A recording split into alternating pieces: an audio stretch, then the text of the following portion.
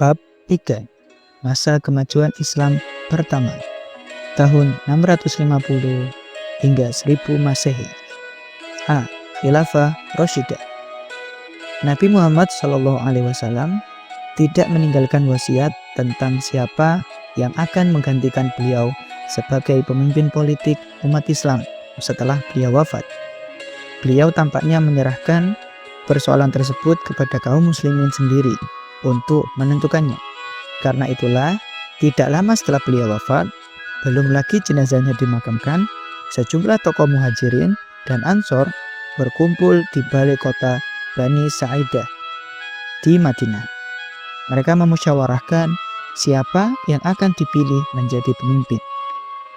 Musyawarah itu berjalan cukup alot, karena masing-masing pihak, baik muhajirin maupun ansor, sama-sama merasa berhak menjadi pemimpin umat Islam.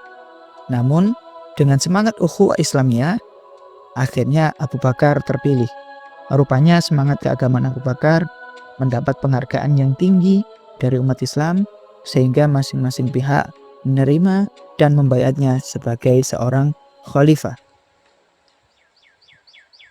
Sebagai pemimpin umat Islam setelah Rasul, Abu Bakar disebut sebagai Khalifah Rasulillah, yang secara harfiah artinya adalah pengganti Rasul, yang dalam perkembangan selanjutnya disebut Khalifah.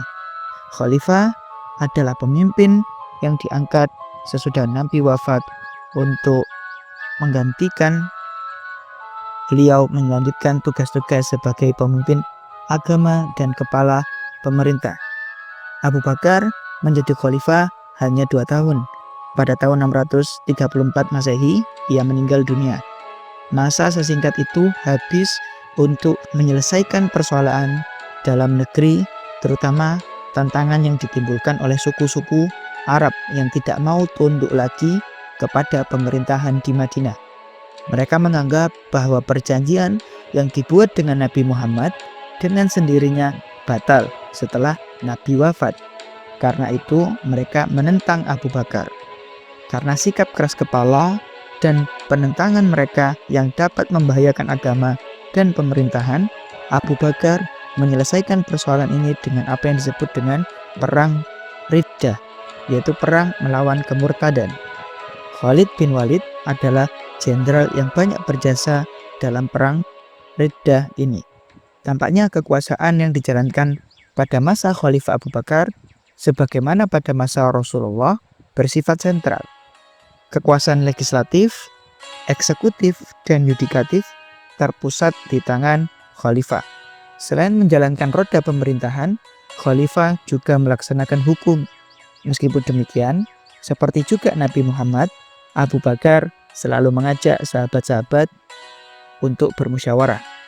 Setelah menyelesaikan urusan perang dalam negeri, barulah Abu Bakar mengirim kekuatan keluar Arab, yaitu Khalid bin Walid dikirim ke Irak dan dapat menguasai Al-Hirah di tahun 634 Masehi. Ke Syria dikirim ekspedisi di bawah pimpinan 4 jenderal, yaitu Abu Ubaidah, Amr bin As, Yazid bin Abi Sufyan, dan Syurahbil. Sebelumnya pasukan dipimpin oleh Usama yang masih berusia 18 tahun. Untuk memperkuat tentara ini, Khalid bin Walid diperintahkan meninggalkan Irak dan melalui gurun pasir yang jarang, ia akhirnya sampai ke Syria. Abu Bakar meninggal dunia, sementara barisan depan pasukan Islam sedang mengancam Palestina, Irak, dan kerajaan Hira. Ia diganti oleh tangan kanannya, yaitu Umar bin Khattab. Ketika Abu Bakar sakit dan merasa ajalnya sudah dekat, ia bermusyawarah dengan para pemuka sahabat. Kemudian mengangkat Umar sebagai penggantinya dengan maksud untuk mencegah kemungkinan terjadinya perselisihan dan perpecahan di kalangan umat Islam. Kebijaksanaan Abu Bakar ternyata diterima masyarakat yang secara beramai-ramai membaiat Umar. Umar menyebut dirinya Khalifatur Rasulillah, yaitu artinya pengganti dari pengganti Rasulullah. Ia juga memperkenalkan istilah Amirul Mukminin, yang artinya adalah komandan bagi orang-orang beriman. Di zaman Umar, gelombang ekspansi atau perluasan daerah pertama terjadi. ibu kota Syria, Damaskus, jatuh tahun 635 Masehi. Dan setahun kemudian, setelah tentara Bizantium kalah, seluruh daerah Syria jatuh ke bawah kekuasaan Islam. Dengan memakai Syria sebagai basis, ekspansi diteruskan ke Mesir di bawah pimpinan Amr bin As dan ke Irak di bawah pimpinan Sa'ad bin Abi Waqqas. Iskandaria, ibu kota Mesir, ditaklukkan tahun 641 Masehi. Dengan demikian, Mesir jatuh ke bawah kekuasaan Islam. Al-Qadisiyah, sebuah kota dekat Hira di Irak, jatuh pada tahun 637 Masehi. Dari sana, serangan dilanjutkan ke ibu kota Persia, yaitu Al-Madain, yang jatuh pada tahun itu juga. Pada tahun 641 Masehi, Mosul dapat dikuasai. Dengan demikian, pada masa kepemimpinan Umar, wilayah kekuasaan Islam sudah meliputi Jazirah Arab, Palestina, Syria, sebagian besar wilayah Persia, dan wilayah Mesir. Karena perluasan daerah terjadi dengan cepat, Umar segera mengatur administrasi negara dengan mencontoh administrasi yang sudah berkembang, terutama dari daerah Persia. Administrasi diatur menjadi 8 wilayah provinsi, yaitu Mekah, Madinah, Syria, Jazirah, Basrah, Kufah, Palestina, dan yang terakhir Mesir. Beberapa departemen yang dipandang perlu juga didirikan. Pada masanya mulai diatur dan ditertibkan sistem pembayaran gaji dan pajak tanah. Pengadilan didirikan dalam rangka memisahkan lembaga yudikatif dengan lembaga eksekutif. Untuk menjaga keamanan dan ketertiban, jabatan kepolisian dibentuk. Demikian pula jabatan pekerjaan umum. Umar juga mendirikan Baitul Mal, menempa mata uang, dan menciptakan tahun Hijriah. Umar memerintah selama 10 tahun, yaitu dari tahun 13 sampai tahun 23 Hijriah, atau dalam Masehi yaitu tahun 634 sampai dengan 644 Masehi. Masa jabatannya berakhir dengan kematian. Dia dibunuh oleh seorang budak dari Persia bernama Abu Lu'lu'ah. Untuk menentukan penggantinya, Umar tidak menempuh jalan yang dilakukan oleh Abu Bakar. Dia menunjuk 6 orang sahabat dan meminta kepada mereka untuk memilih salah seorang di antaranya menjadi khalifah. 6 orang tersebut adalah Utsman, Ali, Tolha, Zubair, Sa'ad, dan Abdurrahman bin Auf. Setelah Umar wafat, tim ini bermusyawarah dan berhasil menunjuk Utsman sebagai khalifah melalui persaingan yang agak ketat dengan Ali bin Abi Thalib. Di masa pemerintahan Utsman, yaitu tahun 644 Masehi hingga 655 Masehi, Armenia, Tunisia, Siprus, Rhodes, dan bagian yang tersisa dari Persia, Transoxania, dan Tabaristan berhasil direbut. Ekspansi Islam pertama berhenti sampai di sini. Pemerintahan Utsman berlangsung selama 12 tahun. Pada paruh terakhir masa kekhalifahannya, muncul perasaan tidak puas dan kecewa di kalangan umat Islam. Kepemimpinan Utsman memang sangat berbeda dengan kepemimpinan Umar. Ini mungkin karena umurnya yang lanjut, yang diangkat dalam usia 70 tahun dan sifatnya yang lemah lembut. Akhirnya, pada tahun 35 Hijriah atau 655 Masehi, Utsman dibunuh oleh kaum pemberontak yang terdiri dari orang-orang yang kecewa di saat itu. Salah satu faktor yang menyebabkan banyak rakyat kecewa terhadap kepemimpinan Utsman adalah kebijaksanaannya mengangkat keluarga dalam kedudukan tinggi. Yang terpenting diantaranya adalah Marwan bin Hakam. Dia pada dasarnya yang menjalankan pemerintahan, sedangkan Utsman hanya menyandang gelar khalifah. Setelah banyak anggota keluarganya yang duduk dalam jabatan penting, Utsman laksana boneka di hadapan kerabatnya itu. Dia tidak dapat berbuat banyak dan terlalu lemah terhadap keluarganya. Dia juga tidak tega terhadap kesalahan bawahan. Harta kekayaan negara oleh kerabatnya dibagi-bagikan tanpa terkontrol oleh Utsman. Meskipun demikian, tidak berarti bahwa pada masanya tidak ada kegiatan-kegiatan yang penting. Utsman berjasa membangun bendungan untuk menjaga arus banjir yang besar dan mengatur pembagian air ke kota-kota. Dia juga membangun jalan-jalan, jembatan-jembatan, masjid-masjid, dan memperluas masjid Nabi di Madinah. Setelah Utsman wafat, masyarakat beramai-ramai membaiat Ali bin Abi Thalib sebagai khalifah. Ali memerintah hanya 6 tahun. Selama masa pemerintahannya, ia menghadapi berbagai pergolakan. Tidak ada masa sedikit pun dalam pemerintahannya yang dapat dikatakan stabil. Setelah menduduki jabatan khalifah, Ali memecat para gubernur yang diangkat oleh Utsman bin Affan. Dia yakin bahwa pemberontakan terjadi karena keteledoran mereka.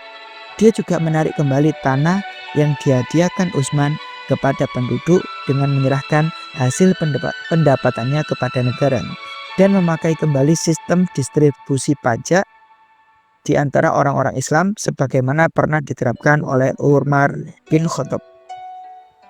Tidak lama setelah itu Ali bin Abi Thalib menghadapi pemberontakan Thalha, Zubair, dan Aisyah. Alasan mereka, Ali tidak mau menghukum para pembunuh Utsman dan mereka menuntut bela terhadap darah Utsman yang telah ditumpahkan secara zalim. Ali sebenarnya ingin sekali menghindari perang.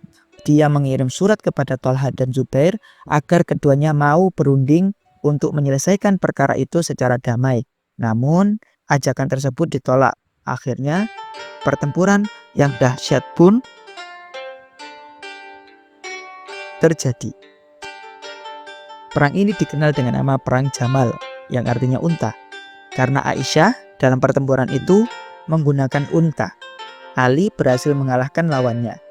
Zubair dan Thalha terbunuh ketika hendak melarikan diri, sedangkan Aisyah ditawan dan dikirim kembali ke Madinah. Bersamaan dengan itu, kebijaksanaan Ali juga mengakibatkan timbulnya perlawanan dari gubernur di Damaskus, yaitu Muawiyah, yang didukung oleh sejumlah bekas pejabat tinggi yang merasa kehilangan kedudukan dan kejayaan. Setelah berhasil memadamkan pemberontakan Zubair, Thalha, dan Aisyah, Ali bergerak dari Kufah menuju Damaskus dengan sejumlah besar tentara. Pasukannya bertemu dengan pasukan Muawiyah di Siffin. Pertempuran terjadi di sini yang dikenal dengan nama Perang Siffin. Perang ini diakhiri dengan tahkim, yang artinya arbitrase. Tapi tahkim ternyata tidak menyelesaikan masalah, bahkan menyebabkan timbulnya golongan yang ketiga, yaitu Al-Khawarij, orang yang keluar dari barisan Ali. Akibatnya, di ujung masa pemerintahan Ali bin Abi Thalib, umat Islam terpecah menjadi 3 kekuasaan politik, yaitu Muawiyah, Syiah, pengikut Ali, dan Khawarij, orang-orang yang keluar dari barisan Ali. Keadaan ini tidak menguntungkan bagi Ali. Munculnya kelompok Al-Khawarij menyebabkan tentaranya semakin lemah, sementara posisi Muawiyah semakin kuat. Pada tanggal 20 Ramadan tahun 40 Hijriah atau 660 Masehi, Ali terbunuh oleh salah seorang anggota Khawarij. Kedudukan Ali sebagai khalifah kemudian dijabat oleh anaknya yang bernama Hasan selama beberapa bulan. Namun, karena Hasan ternyata lemah, sementara Muawiyah semakin kuat, maka Hasan membuat perjanjian damai. Perjanjian ini dapat mempersatukan umat Islam kembali dalam satu kepemimpinan politik di bawah Muawiyah bin Abi Sufyan. Di sisi lain, perjanjian itu juga menyebabkan Muawiyah menjadi penguasa absolut dalam dunia Islam. Tahun 41 Hijriah atau 661 Masehi, tahun persatuan itu dikenal dalam sejarah sebagai tahun jamaah atau Amul Jamaah. Dengan demikian, berakhirlah apa yang disebut dengan masa Khulafaur Rasyidin dan dimulailah kekuasaan Bani Umayyah dalam sejarah politik Islam. Ketika itu, wilayah kekuasaan Islam sangat luas, ekspansi ke negeri-negeri yang sangat jauh dari pusat kekuasaannya dalam waktu tidak lebih dari setengah abad, merupakan kemenangan menakjubkan dari suatu bangsa yang sebelumnya tidak pernah mempunyai pengalaman politik yang memadai. Faktor-faktor yang menyebabkan ekspansi itu demikian cepat antara lain adalah yang pertama, Islam di samping merupakan ajaran yang mengatur hubungan manusia dengan Tuhan, juga agama yang mementingkan soal pembentukan masyarakat. Dalam dada para sahabat, tertanam keyakinan tebal tentang kewajiban menyerukan ajaran-ajaran Islam atau dakwah ke seluruh penjuru dunia. Yang kedua, di samping itu suku-suku bangsa Arab gemar berperang. Semangat dakwah dan kegemaran berperang membentuk suatu kesatuan yang padu dalam diri umat Islam. Ketiga, Bizantium dan Persia, dua kekuatan yang menguasai Timur Tengah pada waktu itu, mulai memasuki masa kemunduran dan kelemahan, baik karena sering terjadi peperangan antara keduanya maupun karena persoalan-persoalan dalam negeri masing-masing. Pertentangan aliran agama di wilayah Bizantium mengakibatkan hilangnya kemerdekaan beragama bagi rakyat. Yang keempat, rakyat tidak senang karena pihak kerajaan memaksakan aliran yang dianutnya. Mereka juga tidak senang karena pajak yang tinggi untuk biaya peperangan lawan Persia. Yang kelima, Islam datang ke daerah-daerah yang dimasukinya dengan sikap simpatik dan toleran, tidak memaksa rakyat untuk mengubah agamanya dan masuk Islam. Bangsa Sami, yang keenam, bangsa Sami di Syria dan Palestina dan bangsa Hamid di Mesir memandang bangsa Arab lebih dekat kepada mereka dibandingkan bangsa Eropa Bizantium yang memerintah mereka. Yang ketujuh, Mesir, Syria, dan Irak adalah daerah-daerah yang kaya. Kekayaan itu membantu penguasa Islam untuk membiayai ekspansi ke daerah yang lebih jauh. Mulai dari masa Abu Bakar sampai kepada Ali dinamakan periode Khilafah Rashidah. Para khalifahnya disebut Al-Khulafa'ur Rasyidun, yang artinya adalah khalifah-khalifah yang mendapat petunjuk. Ciri-ciri masa ini adalah para khalifah betul-betul menurut teladan Nabi. Mereka dipilih melalui proses musyawarah yang dalam istilah sekarang disebut dengan sistem demokrasi. Setelah periode ini, pemerintahan Islam berbentuk kerajaan.